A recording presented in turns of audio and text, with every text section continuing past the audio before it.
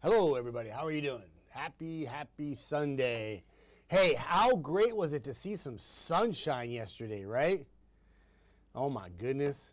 I was out driving around yesterday afternoon and it was so bright outside I had to bust out my dusty sunglasses. It was great. I couldn't see. I had to put the visor down and block the sun. And then there was an amazing sunset yesterday evening, driving back on the parkway going to the south side of town. And I could see it to my right, and it was gorgeous. So let's not reminisce about the past. Let's talk about the future, because it's not looking so good in terms of weather this morning.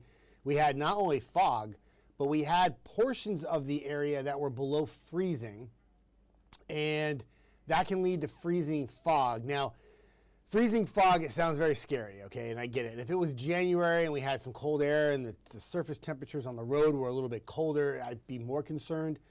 But generally, when you have freezing fog, it's water droplets in the air and the temperature is below freezing. So your roads are probably not going to freeze up because it's still probably above freezing. I mean, we haven't had that much cold air. But sometimes your bridges and overpasses can get chilled a little quicker because the air is flowing underneath the bridge, and that can contribute to a colder road temperature over a bridge or overpass. That's why you hence see the signs that say bridge or overpass may freeze, before the regular road does with cold temperatures. So that was a concern this morning. I didn't see any accidents on Algo. I didn't see much in the way of accidents. So that was good news. Another thing with freezing fog, sometimes your patio deck or your back steps can get a little icier first because they can cool off faster. That would be a concern. But on the flip side of freezing fog being a headache, it can also be quite beautiful. Last year, I want to say it was January, there was freezing fog on my drive from Woodville to Scottsboro. I was going to Dutton, and I got to the Aspel area, and the fog started to lift. And what was the coolest thing was you could actually see on the tree line where the fog had settled. So the fog had got to like halfway on the trees. The bottom of the trees were like green, and they looked like a normal tree. And then the top of the tree was like glistening with this like beautiful ice crystals from the fog that was lifting right before my very eyes. I was so mesmerized by it. I'm an idiot and didn't take a picture because it would have been probably one of those breathtaking pictures I could have probably framed and used in my home. It was that nice. But anyway, that's what we had this morning. Some fog, and there was only a few areas that were below freezing. Like Decatur, you're at 41 right now with clouds, fog, drizzle, gloomy. But you were mainly above freezing all morning. It wasn't really a concern for you. It was mainly east. And here's the fog situation now. It's getting better, but there's still a lot of low clouds. There's still some areas in Middle Tennessee with visibilities less than a quarter of a mile. And there are dense fog advisories for parts of the area. There are parts of the area that are dealing with freezing fog, and there's an advisory for that. I do think that the fog issue will probably dissipate here in the next hour, and all we're going to have for the rest of the day is just a lot of cloud cover. There's your temperatures. So when I first came into work at 3 a.m., almost everybody was in the 30s, and some areas were in the 20s. That's why the freezing fog was an issue. Now, just about everybody's above freezing, so the freezing fog isn't really an issue unless you're in DeKalb County, like in Fort Payne, maybe driving down towards Weiss Lake. I mean, that might be an area that still has some temperatures below freezing, but overall, it's more of a visibility issue than a slippery, slidey, icy issue. There's your dense fog advisory. It goes on for another 20 minutes? Yeah. So that's that turquoise, weird green-blue color. And then the gray color is a dense fog advisory. When you have a freezing fog advisory, you can consider that part of like a dense fog advisory because if you have freezing fog, it's probably dense and therefore reducing visibility. So there you go. That will come to an end shortly. Now, let's talk about the rest of the day. That rainfall, that little conveyor belt of heavy rain right along the Gulf there, that's been there all weekend. That's going to continue to move east, but the cloud cover to the north is a weak frontal boundary, and that's going to continue to bring the clouds for the rest of the day. Any sunshine today would be limited, if any at all, and eventually some showers will pop, probably like in the Arkansas, Louisiana, Mississippi. I think they call it the Arklamis area, and then they'll kind of ride north and east. They won't they will, as we go into the evening hours along that frontal boundary. So therefore, your fog, which we have now, will turn into just a cloudy afternoon, and your temperatures will get stuck in the upper 40s to near 50 degrees, and just one of those gloomy December days like we've had so many of. That's why yesterday I was so excited about the sunshine. And then showers will come in during the evening. Now, if you are closer to the Mississippi-Alabama state line, probably closer to like 7, and then they'll stretch east 9, 10 o'clock Huntsville, and then clear the Georgia-Alabama state line by about 1 or 2. It's a chilly rain that falls. It will be all rain, and we're around 40 degrees. And then a chilly Monday where temperatures get stuck on a treadmill and don't move all day before they finally start to drop by about 3 p.m. in the afternoon. So your 42 high temperature will be around the noontime hour when the temperatures will drop. That leads to a cold Monday night. A little bit better on Tuesday, sunny, 50. I like the sunshine. Wednesday is like a sneaky awesome day. If you have a chance to take the day off, mid to upper 50s and clouds increasing. The 20% chance that you see for the rain is at night, not during the day. And that will be a cold front that swings through the area, keeps some showers in the forecast Thursday, and eventually drops the temperatures back. And then mentioned this on air this morning, that 40 on Saturday and that 42 on Sunday might be too aggressive in how warm it will be. It could be really, really chilly, like low 30s for highs.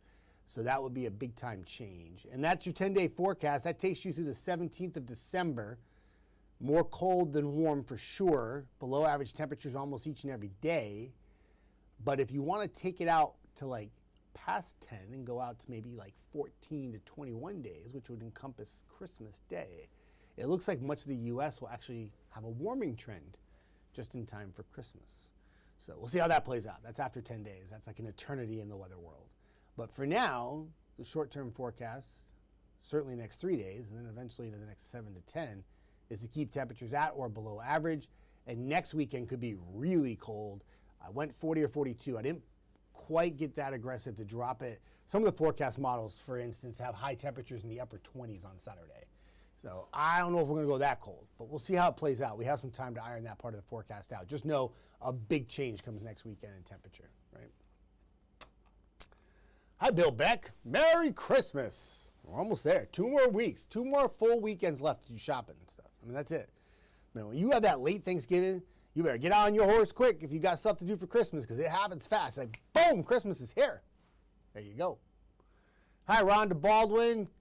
Have a good morning. You're very welcome. Thank you for tuning in. I appreciate that. My tie is so crooked today. I think I got dressed in the dark this morning. Oh, I'm a mess. Dave Luddy, happy Sunday to you, my friend. Did the pup ever get to go outside? I hope so. It was a little chilly for your pup this morning, right? A little sweater would have been nice, you said. Yeah, that's good. Hi, Sarah. Thank you. I appreciate that. And good morning to you and Daniel. It's all good. Am I going to the hockey game tonight, Joseph asked. I am not, but I did record my weather hits for the game.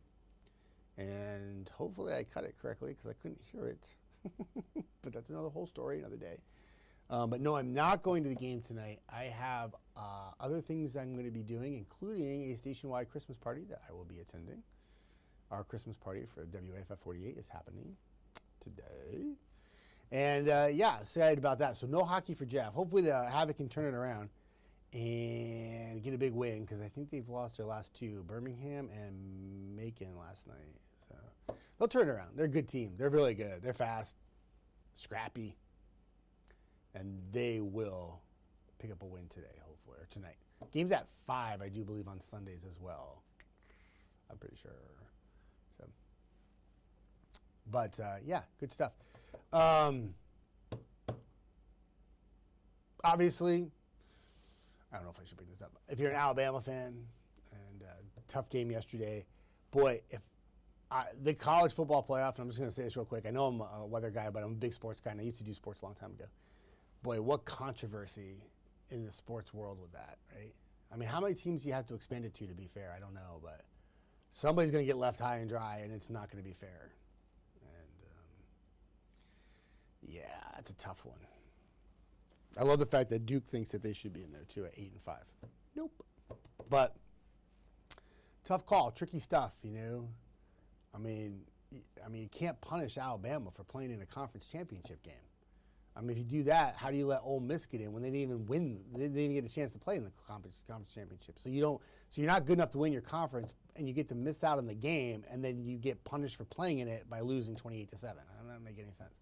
That doesn't seem fair.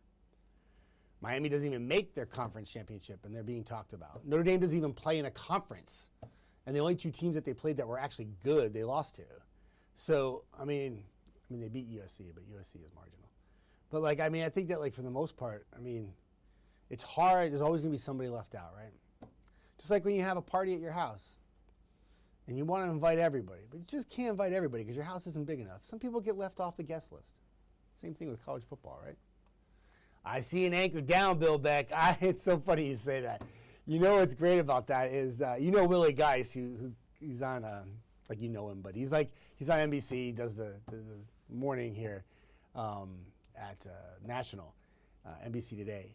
And he's a Vanderbilt grad, and he cracked me up. He's like, you know, he's pulling for Vanderbilt on TV this morning, and then he was talking about Pavia winning the Heisman, and he had a good point because the two Heisman candidates in that Indiana-Ohio State game played like poop.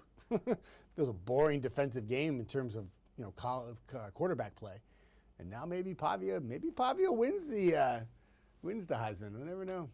He had a good year, all-purpose years. But anyway, anchor down, my friend, anchor down.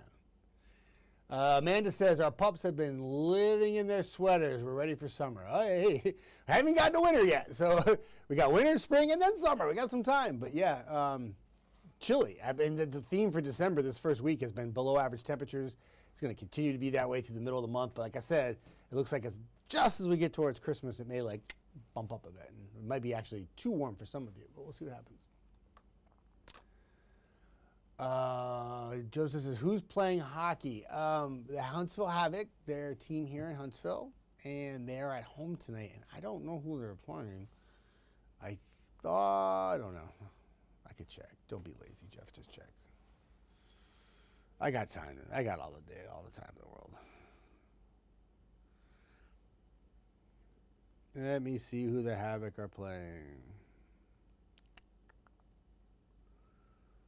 I usually look, but I did not this morning. I don't want that page. I hate when they do that.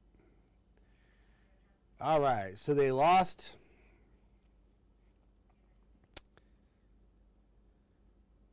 Oh, I said they lost to Macon last night. They actually lost. Who did they lose to? Hang on a second.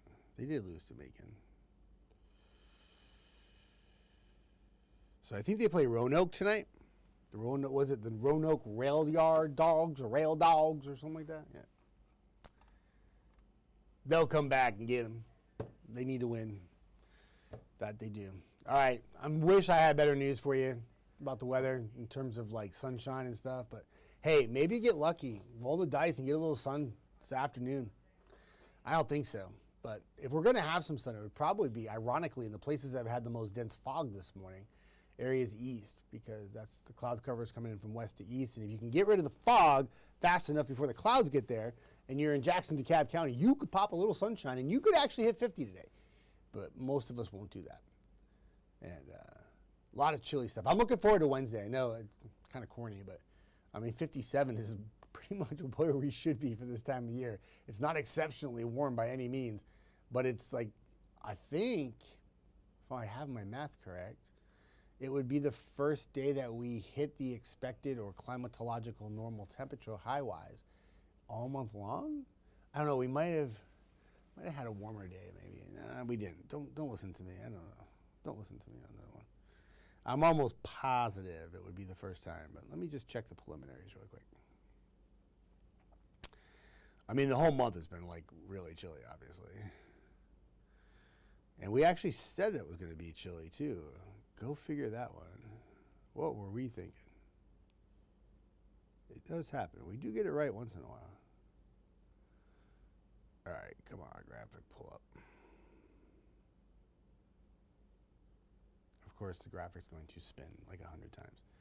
So our warmest day so far this month was in Huntsville. It was a whopping 50 on day 1 and day 2 of the month. So we haven't even sniffed where we should be this time of year, which should be about 57, 56, 58, depending on your location.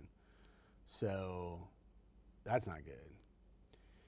And we're running, and I'm not kidding you, this is the craziest number out of all of it. And the day today is going to contribute to this number. We are running almost 10 degrees, on average 10 degrees. That is remarkably different than what it should be. Below average temperature for December. When you factor the high and the low and you put them together and you get like a median temperature for the day, like put it together, average temperature for the day, And we are 9.5 below average for the month of December. And that is like 7 days in. If we were 2 days in the month of December, that would be a little gaudy and the number would be skewed a little bit because it's only 2 days. But we're like a full week now after today. They're gonna see that number go back the other way. And it's gonna continue to even grow as we go into Monday and Tuesday because those temperatures for the first part of the week are below average again. They call it the departure from normal, -9.5, right? That's cold stuff. So anyway. I gotta go. Jada in tonight. Eric Burke in tomorrow morning. Bright-eyed and bushy-tailed for 4:30 in the morning. He will have the very latest. Let me do something really quick on that. Before I can say that, let me make sure I'm not working tomorrow. I don't think I am. Of course, my password. I had to update my password. And do you know how many things for work that I'm signed into on my phone and everything, and I have to redo it all? So annoying. All right. Let me find out who's on before I make things up. I'm pretty sure Eric's here tomorrow.